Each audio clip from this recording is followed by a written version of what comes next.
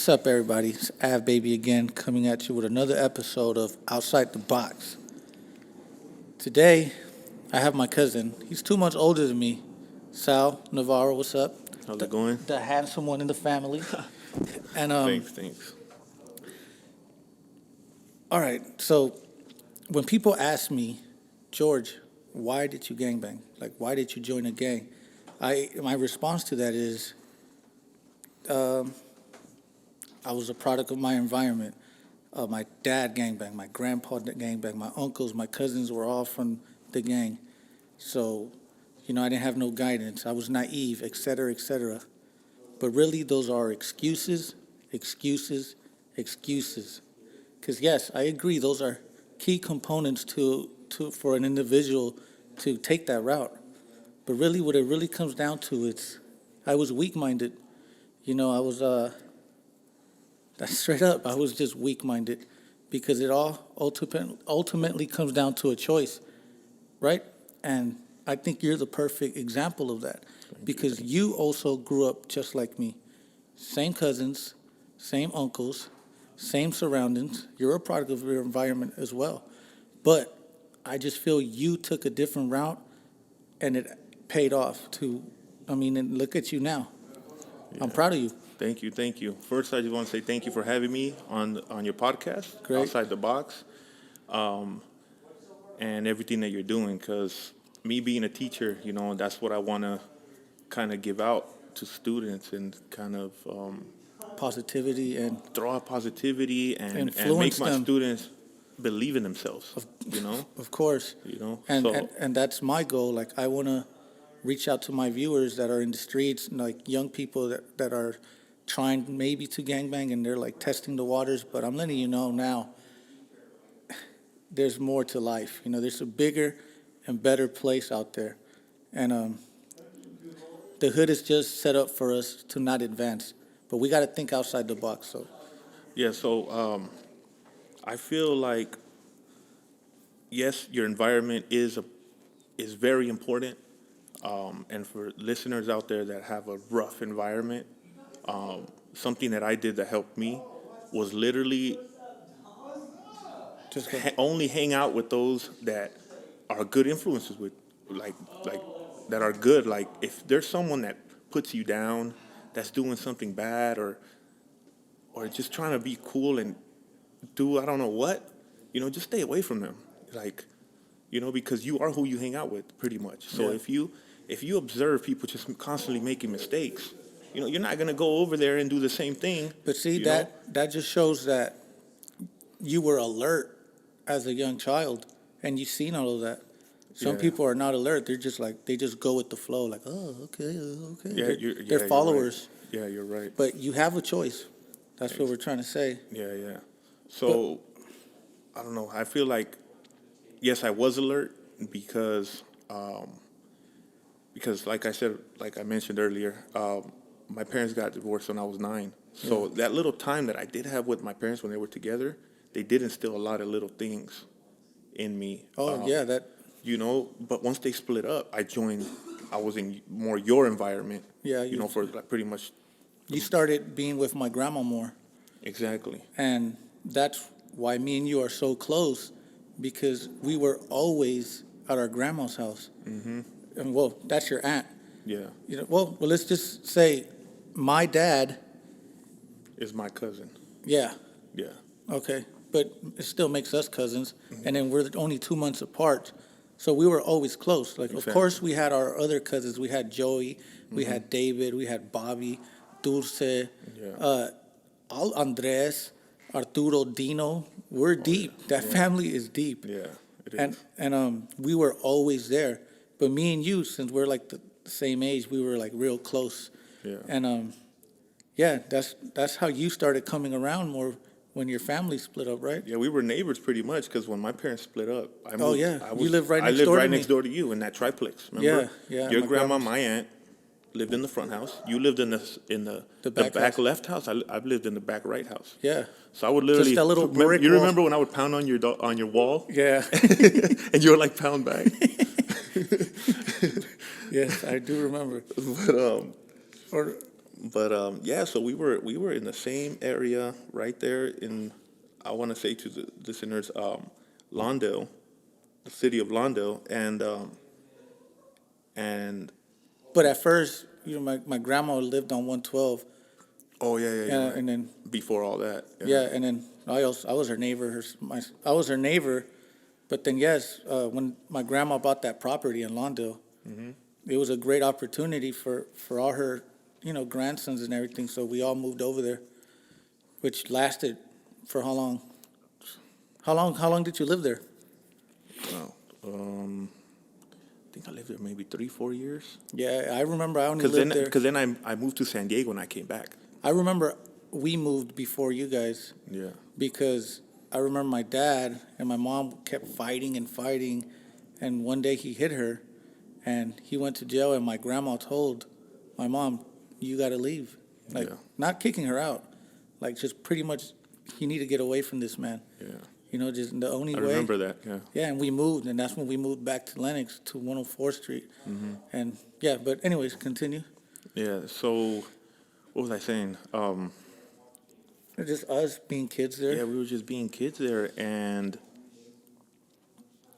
Oh, we were bad. literally we were bored kids. Honestly, We had there a was lot no of- adult supervision. Like my aunt was always cooking in the kitchen. Well, it's crazy because know? it was so many kids there. It was like a daycare was because like- we'll all yeah. get dropped off there or something. Yeah, and it was like what, 10 of us, 15 of us, or something. Even when I didn't live there, my mom would always drop me off, and I'll be there for like 5 days straight. Literally, it was like a daycare. Yeah. So, So my grandma was always busy cooking. My My- grandpa my- was always at work. yeah. All the other adults, guess working. That's why I started that like book that I literally only wrote like one chapter. It's called Raised by a Pack of Kids. It's a start. It's a start, and I wanna finish that, and so that like your listeners could probably read it and kind of see our story in a deeper sense. Oh, yeah, yeah. But yeah, it was like a daycare, and we raised ourselves pretty much. Yeah, we did. We had to come up with things. We would. Okay, but this is key right here because back then we didn't have internet, we didn't have cell phones, we didn't have apps or social media, so Yep. we had to entertain ourselves Yep. playing with sticks. Remember, we used to stick sticks inside the ants' holes, Oh, yeah. and they'll all come out and we'll squish them, I know, just mess with like. and we'll kill a fly, we'll injure a fly, and just put it there and just be like, wow. Yeah, just entertain ourselves. Like I remember finding like a big bucket of chalk, and then just giving one to everybody and saying, okay, let's draw up our basketball court. Oh yeah, I don't. Do you remember Yeah, that? yeah, I do remember. And then Joey and David and everybody, they were just sitting there, and Yeah, I remember. And I would get them, like I would think of these like things. Well, actually, you were like the leader of the pack because you'll be like, we're playing football. You're the running back. Yeah. You're the wide receiver. Yeah. This is what you're going to do, Joey. You're going to take 3 Yeah. steps, turn left, catch the ball. Exactly. So like I feel like that little time, I would be so bored that I would just start getting creative, Yes. And then I'll be like, okay, this person is good at this person's good at that, this person's good at ABC, whatever, and I would just make something from it, like. We'll be entertained for hours. We would. Football, basketball, like we would do- Everything. So I feel like as a teacher, it comes very natural to me. And you know what? Because You I see- actually inspired me. Well, you're the one that taught me how to draw because you would draw and you drew very well. Yeah. And I remember I would sit next to you and just be like, and I'll try to do the same things. Yeah. And you would be like very detailed. You'll put like shadows and like shade and all of that. Yeah. Me, were all I just drew like stick figures. But yeah, you were always creative. Yeah, exactly. Like I don't know, I've just been very creative, and I would grab books and just trace, and that's another thing. Like I feel like for your listeners, if you're in your environment and it's tough, you have to find something that you're good at. A hobby. To distract yourself, a hobby, because that hobby you can later 10 years from now, because 10 years It from could now, develop. it could develop into something, and you can make a living from it. So, for example, the time that I was being creative with all our cousins and doing sports and stuff like that, I knew I wanted to be a PE teacher. Right. You know what I mean? The drawing thing, now I do pattern drawings. I literally drew for like my whole life for fun, and then I learned a program, and now I do it for a living. Right. You know what I mean? So everyone has their niche or their focus or Their passion, their but they desires, but they their don't believe dreams. like their dreams inside, like that's natural to them. It's there. But the thing is, I subbed for like 3 years, right, and worked as an after school program leader for 6 before I subbed, and I noticed that school systems they just open your mind to subjects, but they don't unless a teacher sees a talent in you and is like, okay, I'm gonna take this person on a field trip, or I'm gonna do this for this Oh, person yeah. or whatever, then there's no way for your actual little talent to flourish. And it's very hard for a teacher when they have so many kids to actually You take gotta their stand time out. to take their time on one student. It's tough for us, you know. So I never looked at it like that, You- but yeah, I'm you pretty see- sure teachers do observe that. yeah, we do observe it all the time, but it's very hard for us to actually be like, hey, out of like all the kids, can you come over here and I'm gonna mentor you? Like it's tough, especially they have lives outside of work. So when I was subbing, I would notice all this stuff, and then I would reflect and be like, dang, I was a kid, and I had the ability to draw and whatever abilities, A B C D E F G, and not one of my teachers noticed it. You know what I mean? So as a teacher, I see that, like, and I'll tell a kid, I'll tell one of my students, like, wow, you're really good at this. So they know, like, I plant the seed in there. Right. Or you're really good at this or this or this, so that when they grow up, at least I gave them the notion, or like the awareness so that they can develop it. Yes. You see what I'm saying? That's beautiful. That's actually dope. and kids, like, I don't know, they're awesome because kids don't see things as work. No. So if you're in this tough environment and your talent, or maybe you don't know it yet, but you need to start seeing, like, what do people follow you for? What do they always come up and ask you? That's what you're good at. Yeah. Once you know what people are you're attracting people. What is But it that see, you're attracting? A lot of my viewers are like, they're more urban, and they don't understand that. Like, mostly Yeah, they depend on music and sports. That's exactly. it. But I'm pretty sure they know they're better at something else. And they have no clue really what they're good at because they don't try. Like, it's hard to try. Or they just never test the waters. Yeah. Exactly. Because school is it's all theory and there's no practice in it. You learn more from doing than from just reading or talking about it. Like, the way I saw school in a way was, you read a book on how to swim, right?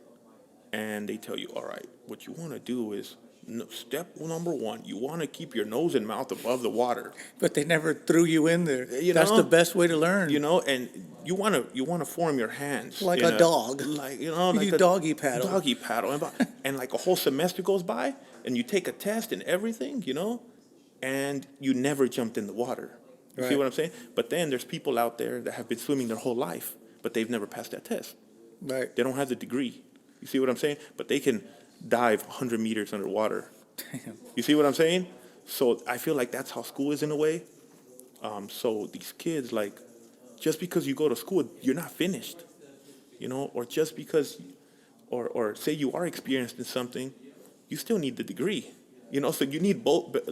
You need the theory and you need the practice. A lot Yeah. of people do all theory, no practice, or a lot of people do a lot of practice, no theory, or no testing, or certificates, or whatever you need, and they expect to get ahead. You got to do both. I want to talk about my grandma's house again because I really believe that was the foundation of us, and that's why we were all really united. When it came to Christmas, Thanksgiving, even Easter, just little things like that. Yeah. We would all get together, and it kept all our family together. And we would all be there playing. Even Angel will come over, like all the other cousins that wouldn't really come over. Yeah. And yeah, man, and that was a beautiful thing because now we don't have that. It sucks. Like, we actually all departed. Yeah. And unfortunately, that's because of my grandma. My grandma was the key to all of us sticking together. She was the foundation, right? Yeah. Once And just to let your listeners know, Georgie's grandma is my mom's sister. yes, who was a hard worker. She made sure she had breakfast for all of us, Yep. lunch and dinner. Yep. Everything was hot and warm, Yep. freshly cooked. I remember. And everything was delicious. Yeah.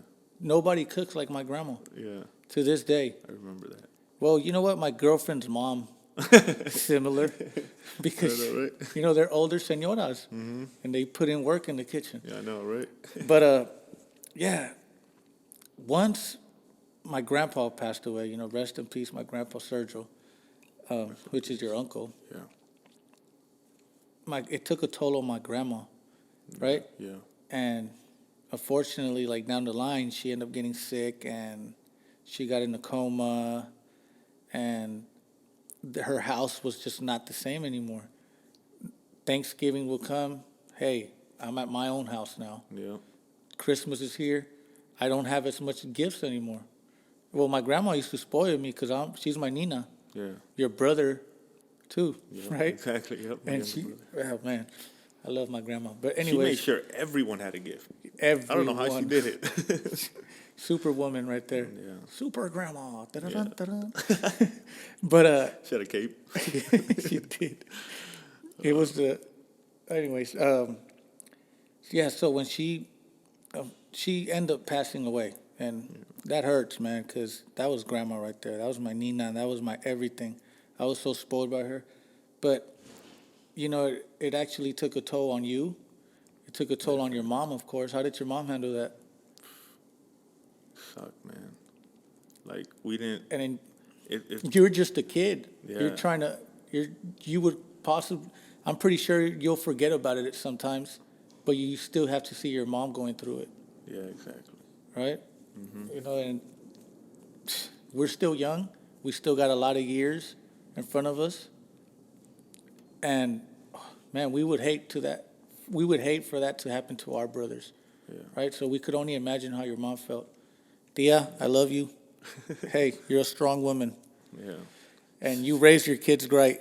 Yeah, man. She was tough on us, man. Super Well, tough. you need discipline, or else you end up a jackass. Yeah. All right. So that's where our family departed. We weren't as close anymore. Yep. That's when I took my stupid route. And then you, on the other hand, even though we were far away, well, we weren't far away. You were just where, in Lawndale?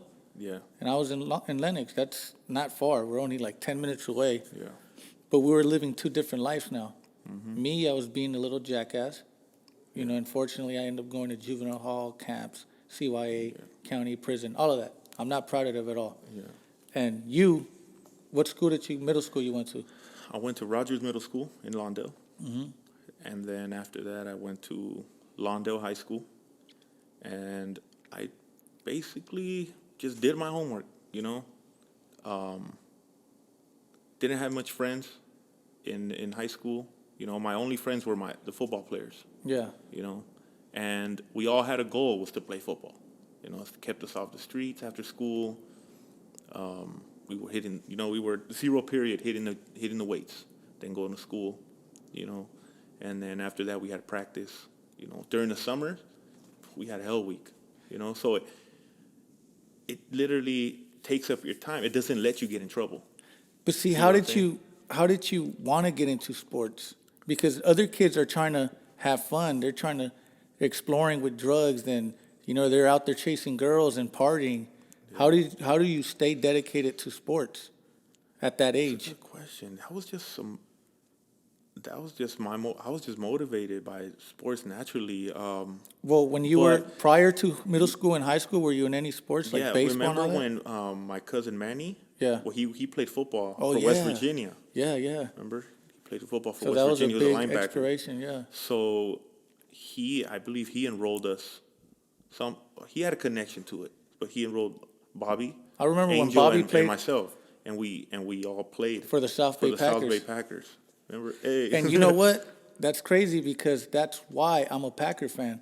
Because I was a young kid And yes, we lived in Los Angeles. The Raiders were around, but I didn't know anything about the Raiders. Yeah. And I would see you guys play football, and then I would turn on the TV on Fox 11, and the Packers are playing. Oh, wow. You guys are wearing the same colors. Yeah. Let me watch these guys. Yeah. And then that's how I fell in love with the Packers. I fell in love with their culture, their story, and oh man, Pack Nation, let's go, Pack Attack. That's cool. Yeah. Anywho, So when my parents split up, Manny put us in football, and at a young age. at a young age. But then That's why, and I'm sorry to cut you off, Yeah. but I truly believe that it's key to put kids in sports at an early age because it teaches you discipline, it gives you, determination, and it teaches you not to give up on yourself. exactly. It sucks because I was never in sports. I seen all my cousins in sports, but my mom just didn't have the money to put me in through sports. Yeah. But yeah, continue. I think it's good to learn those skills because when you get too fixated in the sport after, I think it kind of can hinder the kid. Yeah. But to learn those qualities is perfect. Because I definitely learned that. To not only dress for football, there's a lot of gear. You have to be responsible for your gear. You have to show up on time. Not only do you have to show up on time, there's just a lot of things that you have to do to play a sport. Yes. And that's actually one thing that I teach my kids, to be responsible, to show up, to be a good sport. It's a lot of things that a student can learn from being in sports. Yeah, You know what I'm saying? that my son is 3 years old, and for sure, I'm already putting him in taekwondo, soccer, t-ball, anything that coaches you. Exactly. He's gonna be in it because I want him to be structured at an early age. Yeah, But that's anywho, so you started playing football in high school. Yeah, Right? I played football in high school. So my first 2 years, I played at Hawthorne High. I went to Lawndale, but I played at Hawthorne because Lawndale didn't have a football team at the time. Okay. So I would walk that, I don't know, 2-3 miles. From Lawndale to Hawthorne, all Inglewood Avenue. Yep. That is like 2-3 miles Yeah, every day with your backpack with my backpack on. full of books. Full of books. Yes. So by the time I got there, man, I was already Exhausted. tired. And then I would have to dress up, We would run, hit, defense, offense, What position special did you play? teams. There I played outside linebacker At Hawthorne? at Hawthorne. Yeah, I didn't start or anything because, the Tongans over there are huge, man. Those- And then we went head up, man. And those guys were 6'8", as a sophomore. The coach was like, no matter what, 300. this guy right here. Yeah, but guy's a the force. good thing though, I was smart. I knew my plays, so I would get on the field because of it. Yeah. But it was fun and I learned a lot, and I enjoyed it a lot. But then my next 2 years, finally Lawndale got a football team, The Cardinals. the Lawndale Cardinals. Yeah, we won like half our games.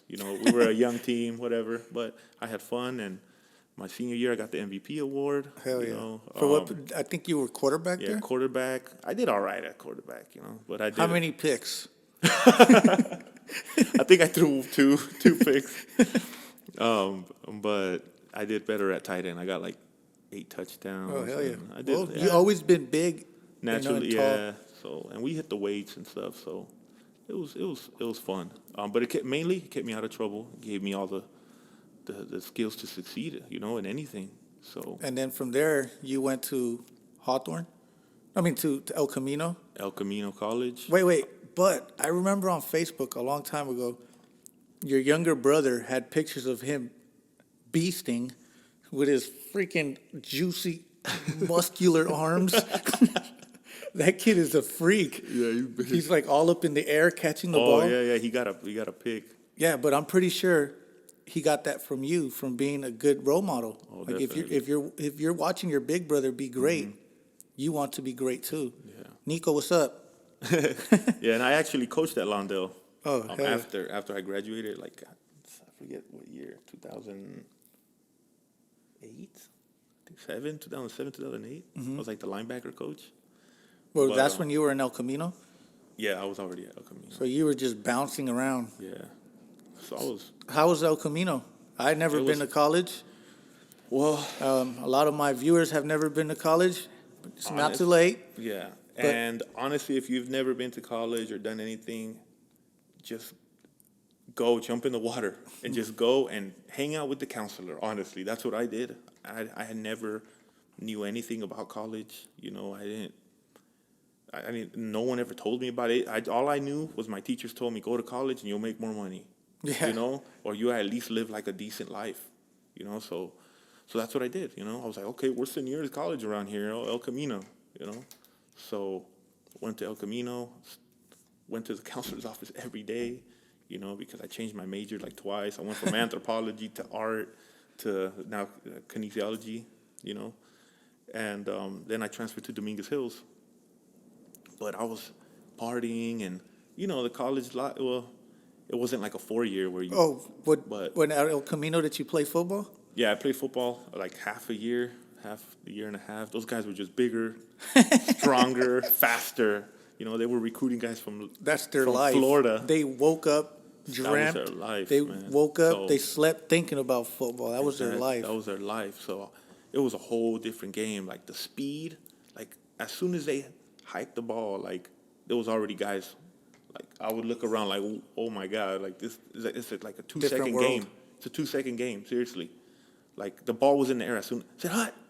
I'm like, oh my god, like 3 guys just passed me up. Like oh my god, you know. So But you were also distracted, right? and I was distracted. So I'm not gonna make excuses, like you said at the beginning. Excuses, right? So yeah, I just didn't put the time in. You know, I didn't go after it. You know, so I ended up quitting pretty much. And but I still stayed in school, and I finally knew what I wanted to major in. You know, and so I transferred to Dominguez Hills, got my bachelor's in kinesiology. Took a year off to actually take a leap to the real world, you Yeah. know, the workforce. So I got a quick job, you know, moved out of my mom's house, moved out of the nest finally, you know, and You were finally flying. finally flying, man. You were no and, pollito no more. yeah, and that's when I really started learning, you know, About life. about life and how it works and everything and the struggles and how to stay afloat, man, you know. But I always in the back of my head, I never wanted to be in survival mode because that's all I saw as a kid. So I used my mind more. Like I would sit down and plan, you know, what my next. If I was gonna lift a finger, I planned it. Yeah. You know, I'm not just gonna start moving and doing because sometimes you end up hurting yourself, you know, more. So I really started thinking about what I was gonna do and where I was gonna be, and started giving myself long-term goals. Because I came across this book, you probably heard of it, and it's all over all types of successful YouTube channels and stuff. Think and Grow Rich by Napoleon Hill. Once I read that book, I never read. Like, I hated reading, you know, because growing up, the teachers tell you to read books that you're not even interested in.